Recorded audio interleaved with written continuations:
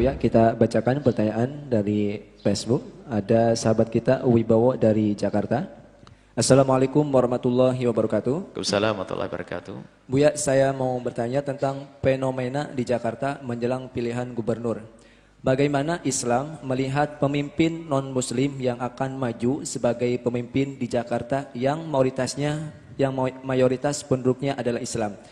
Dan jikalau calon penantang non-muslim itu seorang muslim tapi dari elit partai dan dia tidak lebih baik dari si non-muslim, maka apa yang harus dilakukan sebagai seorang muslim yang baik yang ingin mendapatkan pemimpin terbaik? Demikian Buya, mohon jawabannya.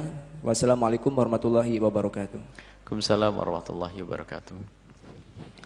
Diharamkan bagi seorang muslim dan kami himbau kepada kaum Nasrani untuk bisa dengar dengan baik apa yang kami sampaikan. Kami tidak pernah merasa tersinggung di saat kaum Nasrani, di saat mereka mayoritas selalu mengharamkan jamaah mereka untuk memilih pemimpin Islam. Hak mereka. Jadi aturan yang bukan.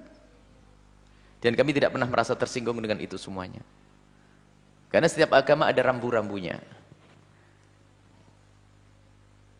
Jika seandainya di negeri kafir sana, orang Nasrani mereka sepakat bahwasanya kami kaum Kristiani haram memilih pemimpin Islam, hak Anda.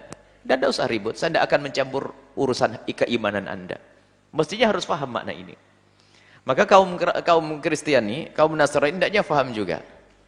Di saat kaum muslimin yang ahli istiqomah, kita tidak bicara orang yang nyeleneh. Yang ahli istiqomah akan sepakat bahwasanya haram mengangkat pemimpin selain dari kaum muslimin. Dan tidak ada kata tawar di sini. Ini ijma' kesepakatan. Dan tidak usah dikemas dengan bahasa-bahasa dusta, dengan pilihan yang lucu, guyonan dagelan. Biasanya cara bandingnya begini, mana yang lebih baik antara pemimpin kafir yang adil dengan pemimpin Islam yang jahat? Ini bukan bandingannya.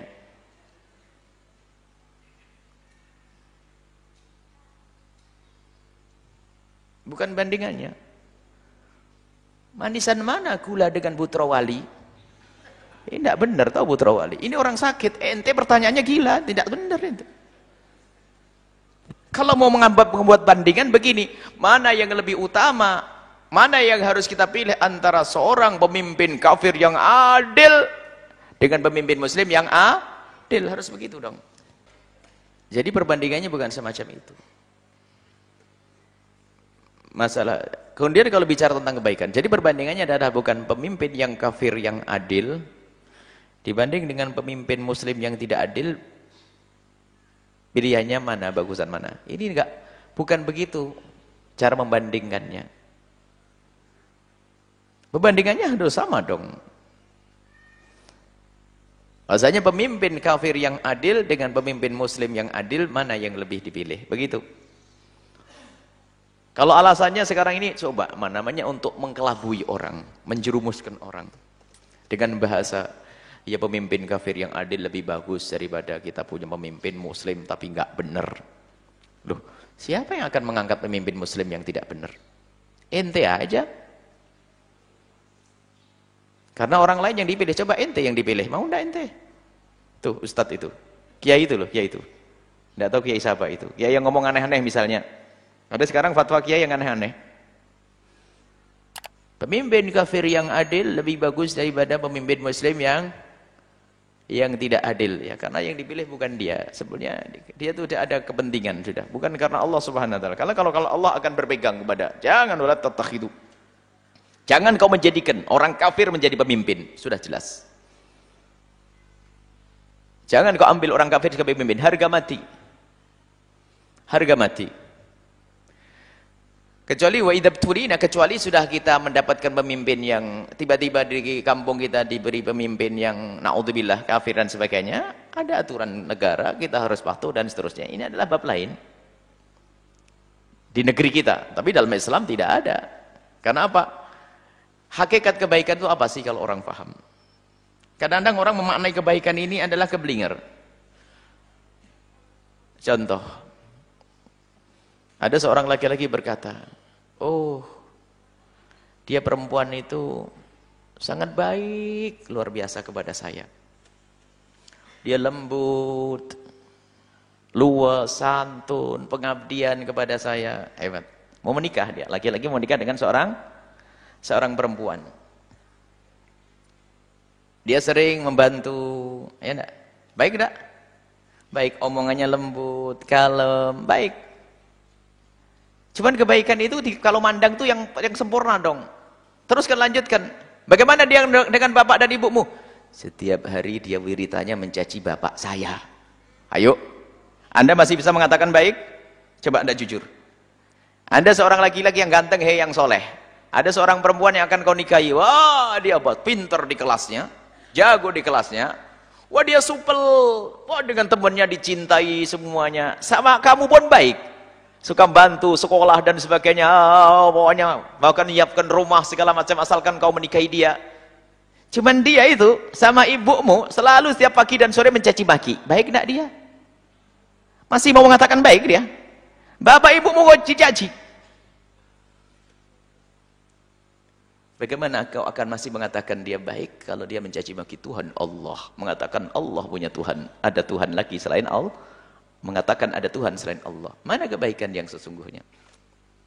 Jadi urusan kepada Allah. Kalau Allah saja sudah dikhianati, dikurang ajari, kamu bakal dikurang ajari suatu ketika nanti. Undang-undangnya adalah manusia. Selagi layak menghargaimu, menghargaimu. Kalau tidak, kau akan digiles sama. Ini harus ada ketegasan yang demikian ini. Tidak usah ikut-ikutan, biarpun ulama itu yang mengatakan boleh memilih pemimpin yang kafir asalkan adil, biarpun imamahnya lebih gede dari ini, katakan itu adalah a'dha' pengikutnya syaitan. Karena membahayakan umat. Lebih baik Anda diam, wahai para ustadz, daripada Anda menjerumuskan umat. Diam sudah. Kenapa si fatwa begitu kepada takut? Jangan digelabui umat. Jangan dibohongi umat, jangan. Berpandanglah masa depan yang panjang. Selagi ada orang punya keyakinan yang salah, mereka akan membebaskan keyakinan mereka untuk merusak keyakinan kita. Dan pada waktunya nanti lihat, mereka pun punya keyakinan. Mereka punya keyakinan seperti Anda punya keyakinan. Sehingga keyakinan mereka pun akan mereka wujudkan dalam perilaku mereka. Sehingga keputusan pun mereka nanti pada waktunya akan ketemu. Akan kelihatan. Kalau dalam irama merayu dan promosi diri itu bisa saja berbuat baik dan sebagainya. Kalau seandainya ada pemimpin kafir negeri antah berantah itu, kita tidak nyebut Indonesia Raya terlalu serem ini. Ada di sebuah negeri, apa negerinya? Negeri Abu Nawas atau nama. Sudah. Ada seorang kafir yang cerdas. Karena saya ini memimpin umat Islam. Sebelum saya dipilih, saya akan buat 1000 masjid. Saya akan buat 1000 masjid. Dan 1000 pondok. Wah, umat Islam yang tertipu. Ajib. Pemimpin Islam saja nggak pernah buat masjid. Masjid itu sudah banyak, tidak usah pusing. Pemimpin Islam saja nggak pernah buat pondok. Wah, ini pemimpin hebat, memihak kaum muslimin. Dia mengetawa, memang orang Islam paling seneng kalau dapat sumbangan. Nah ini awas, hati-hati. Sonong buat masjid dan sebagainya. Dia ngerti, masjid gini aja banyak yang kosong. Buat di masjid gak bakal dipakai. Nah, sekarang banyak masjid gulung tikar kan. Yang istimewa. Tenang, mereka ngerti buatin masjid. Ini tidak memihak, ini tidak menunjuk kepada satu negeri di Indonesia atau di mana. Ini negeri di luar angkasa sana ini. Sebab lah, buat masjid, buat pondok pesantren. Ulama dahulu tuh bangun pondok itu dari rezeki yang halal bersih agar mencetak ulama. Ini duitnya siapa itu? Hah? Lah kok masih?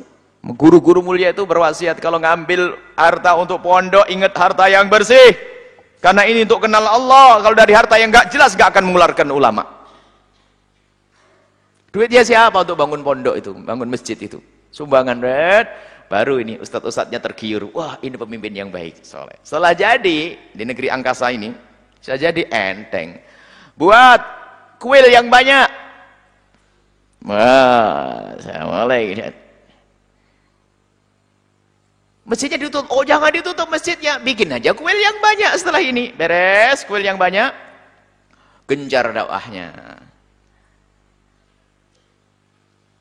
Wong masjid dahsyat saja Cordoba bisa berubah gereja, masjid gereja, apalagi kecil. Pada gilirannya nanti sudahlah. Penjajahan akidah. Harus pikir panjang, hei orang cerdas. Pemimpin kafir adalah haram.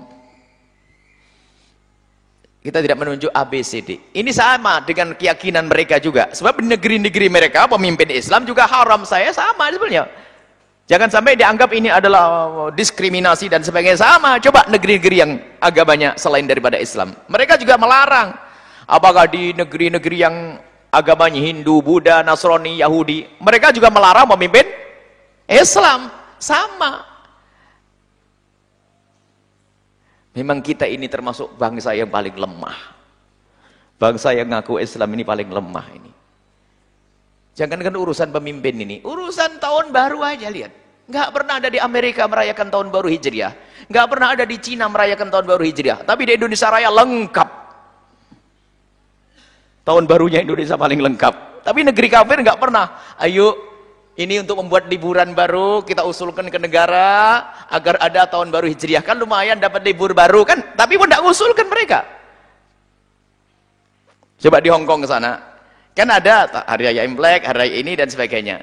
Mestinya kalau rakyat pengen libur kan mengusulkan, wahai pemimpinku, kan lumayan. Bagaimana kalau kita merayakan tahun baru Hijriah agar kita tambah liburannya? Liburan kan enak bagi pegawai negeri kan? Enak bagi negeri.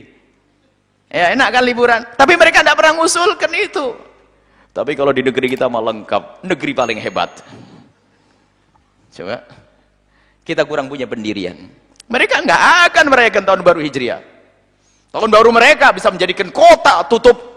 Di Indonesia saja kalau sudah tahun baru tertentu, kota warung toko-toko tutup. Hebat. Sampai urusan pemimpin pun demikian. Jadi di saat kami mengatakan bahasanya pemimpin di luar Islam adalah hukumnya adalah haram kita memilihnya sesuai dengan syariat kita dan juga sesuai dengan syariatnya orang Nasrani dan Yahudi. Kenapa? Mereka juga melarang pemimpin mereka dari orang Islam. Sesuai. Maka jangan dianggap ini adalah diskriminasi, tidak. Tolonglah fahamlah hai para kaum muslimin. Enggak usah repot-repot memaham yang demikian ini. Kok jangan dibikin pelik ini? Yang bikin pelik adalah orang yang suka mengkelabui ini. Serigala berbulu domba ini. Kayaknya pakai jubahnya kaum muslimin, tapi ternyata hatinya bersama orang-orang kafir, kaum munafikin, liberal, ngaco dan sebagainya. Ini adalah yang membahayakan. Sehingga sampai naudzubillah hukum Islam perlu ditunda ya. Kita perlu hukum negara sudah paripurna dan sebagainya. Paripurna adalah hukum Allah Subhanahu wa taala yang difahami oleh para ulama dengan penjelasan